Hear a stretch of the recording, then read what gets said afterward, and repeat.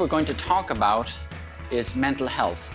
We've labeled it identifying and responding to students who are in distress, but it's really an introduction to mental health. When it comes to mental illness, what types of assumptions do people tend to make?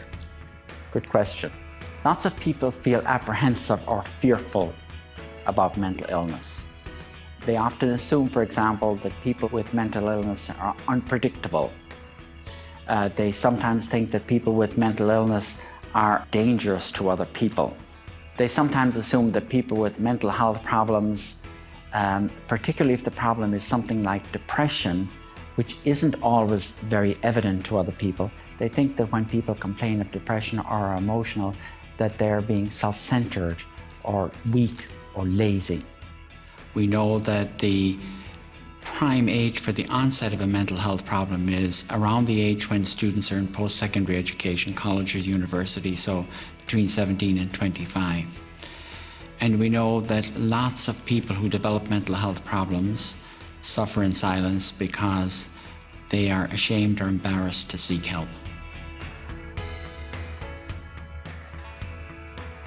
Mental health problems are likely to occur in about 1 person in 5 over the course of their lifetime, which means that if we count all of our friends, our associates, people we work with, people in our class, we're going to encounter a significant number of people, or ourselves, who have a mental health problem. People used to think that when a person would become depressed, they just needed to pull their socks up, kind of motivate themselves, get back to action, and they would be better.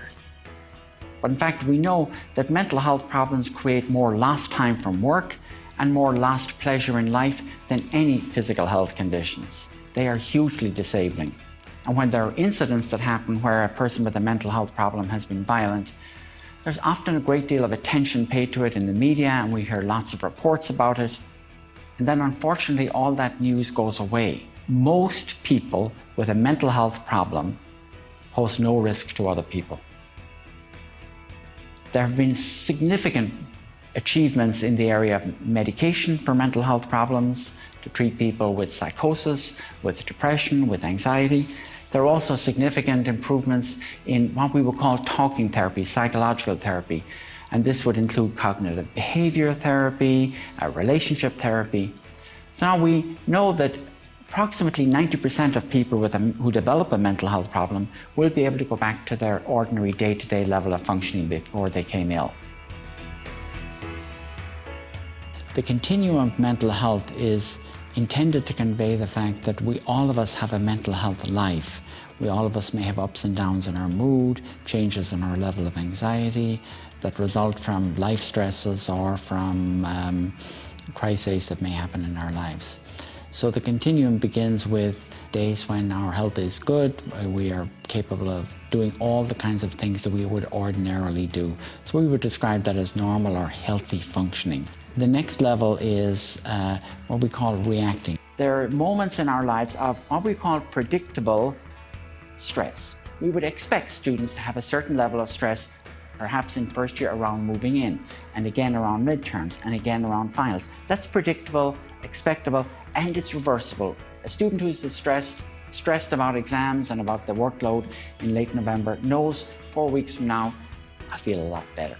If you move further up, you move into the injured stage. And in injured stage, now what's happening is the disruption is becoming more serious. And it's not just that the student may feel stressed a little bit and then is able to go home and sleep. Now the disruption is beginning to eat into and erode other parts of their lives. So you see what we call functional impairment. The person may have more difficulty attending and concentrating. They may be able to work fairly effectively during the day, and then they go home at night, and when they lie down to go to sleep, they start to worry about all the things that are on their plate. And they start to worry about other stuff, not just academics or work. They worry about lots of stuff. So sleep becomes disrupted. And of course, without sleep, the next day they don't feel 100%. And then the final stage is what is called the ill stage. And this is where the person has a full-fledged, diagnosable psychiatric problem, such as depression or anxiety, post-traumatic stress disorder, whatever. The amount of disruption in their day-to-day lives is so great that they often can't function effectively. As a student, they may need to drop courses or take time off. As an employee, they may need to take a break from work. They may, in some cases, need to be in hospital. So it's now a full-fledged mental health disorder. Emotional control means that for most of us, most of the time, we can manage and regulate our emotions so that even if we encounter something that distresses us or we have a preoccupation that's in the back of our mind, we can kind of put it to one side and continue on with the rest of what we need to do during the day. A person with a mental health problem often finds it difficult to control aspects of their behavior. For example, they find it difficult to control their emotions. They were in a movie and they suddenly burst into tears. And so you ask, well, was the movie sad? Which might explain the crying. And they say, no, actually the movie was happy. I just burst into tears. Difficulty with concentrating has to do with how we absorb and take in information.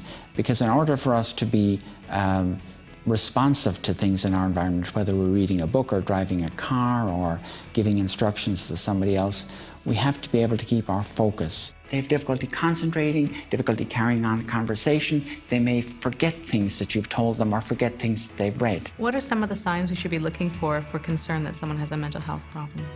First thing we notice is that there's often a significant change in their behavior. A person who may be upbeat and happy and energetic becomes more despondent, more sad. The second thing is we may notice some changes in the way that they work, either academically or in their day-to-day work.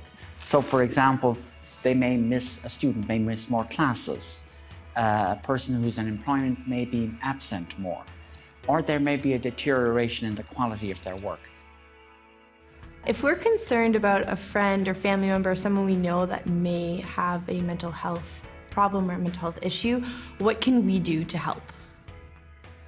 I think there are lots of things that people can do in their day-to-day lives to make the lives of people with a mental health problem much better. When people with mental health problems were asked, what is it that would help you most? They say, a job, a safe place to live, and a friend. So the first thing I recommend that people do is, it's okay to approach or to talk to someone who you think may have a mental health problem. So if your friend, for example, seems to be more sad or more withdrawn, it's okay to say, I notice you're more withdrawn, and then to put in a statement like, can I help? Or is everything okay? The second thing we tell people that they can do is to listen. Give people your undivided attention. Sit down with them in a place where they can comfortably talk to you. Listening is the most powerful thing we can do for each other. I've had students to whom I've listened over half an hour. I've said very little, and they come back the next week and they tell me how great the session was because they followed all my suggestions. But in fact, if you recorded my suggestions, I only gave them support and said, aha, maybe you'd like to try doing something, and then we end the session. They come back the next time, they feel wonderfully powerful. So that's listen. The third, we tell people it's okay, in fact, it's a great thing to support someone with a mental health problem. Sometimes when people feel out of control and they feel like it's hard to see a positive future, it's really helpful to give them hope. It's fundamental to their well-being that you would be supporting them. It gives them hope. You can put it into words. I will help you to find the help you need. You can say, I want to support you. I want to be a good resource for you. And the fourth thing we tell them is refer. There are agencies which will help people with mental health problems. Community agencies, private practitioners, therapists, counselors, physicians, psychiatrists, all can help. We don't want to go in with an assumption, a prepackaged assumption that because they're quiet and because they're more taciturn than usual, that it must be depression. We don't know. What's the difference between diagnosing and observing mental illness? Okay. We're observing changes in behavior, and I keep the focus a lot on observing behavior, things that you can observe. I use the phrase, say what you see. So for example, we can say to somebody, I notice that you're not eating a lot. Is everything okay? When people make a diagnosis of a mental health problem, that involves sitting down and doing a full-fledged clinical interview. Behavior can be caused by lots of different things, and changes in behavior don't necessarily have to suggest, say, a mental health problem. The change in behavior is just the change in behavior. It would probably take a professional interview to figure out if the change in behavior is in fact indicative of the presence of a mental health problem. We need to be patient in our support. We need to know that overcoming depression or anorexia or another mental health problem is not something that necessarily is going to happen quickly. Our support is important, but we need to remain patient and we need to continue with the support even if it seems to take a while for the person to get the help they need. Remember that people who experience mental health difficulties often feel like things are out of control. It's very difficult for them to find hope. It's very difficult for them to feel reassured. You can reassure them. You can help them to find hope, and you can guide them in the direction of getting assistance. All of this is supportive. I think it's important to trust yourself. If you know somebody and see a change in their behavior, even if they're not acknowledging a mental health problem, it's important you're keeping the door open, you're trusting yourself. When the door is open, it means that they can come back and talk to you at some point in the future, knowing you're a safe person to talk to. Is it ever appropriate to speak to a counseling service to seek advice on how to help a friend who you think may have a mental health illness? I think there are times when it is really important, if you're not sure what to do, to call either a counsellor or a local agency. And sometimes there are community resources such as the Canadian Mental Health Association that will provide you with information on what you can do. Early intervention is really important in mental health problems. There is plenty of research evidence to show that when people receive appropriate assessment and treatment in the beginning, that it results in much better outcomes.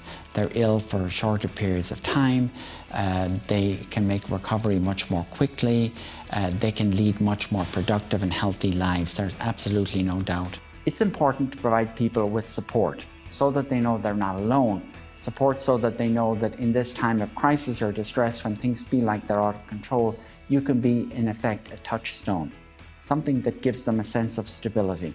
Help-seeking behaviour and reaching out and asking for help is sometimes an act of courage, and we need to treat that with respect. People in distress and in pain need support if they're reaching out. I think we need to shift our thinking about mental health to be more positive and to be more compassionate and more understanding, and above all, to make us less fearful about mental health.